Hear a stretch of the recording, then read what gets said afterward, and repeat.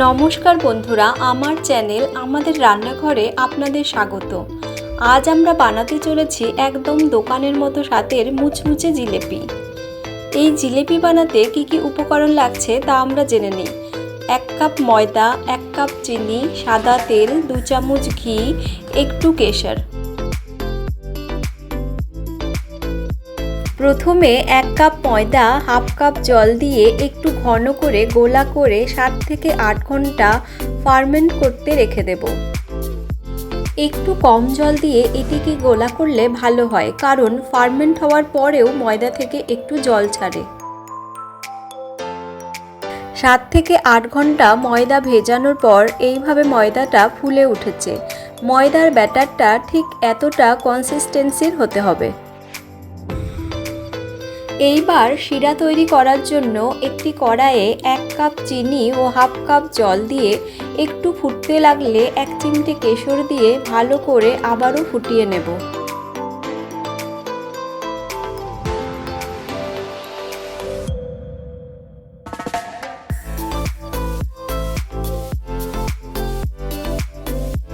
এটিকে এইভাবে জাল করে এমনভাবে ফুটিয়ে নেব যাতে মোটামুটি এক তারের শিরা হয়।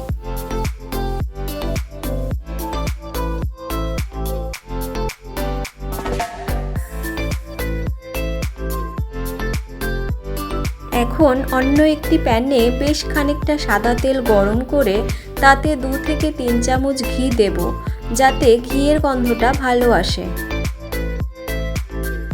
এবার ব্যাটারটিকে একটু ভালো করে গুলিয়ে অল্প করে ফানেলের মধ্যে নিয়ে জিলিপির শেপে ভেজে নেব।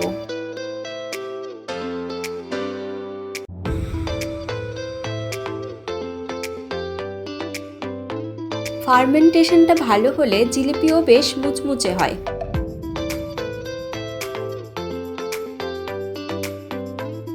জিলিপিগুলো ভাজার সাথে সাথেই শিরায় ভালো করে ডুবিয়ে তুলে নেব।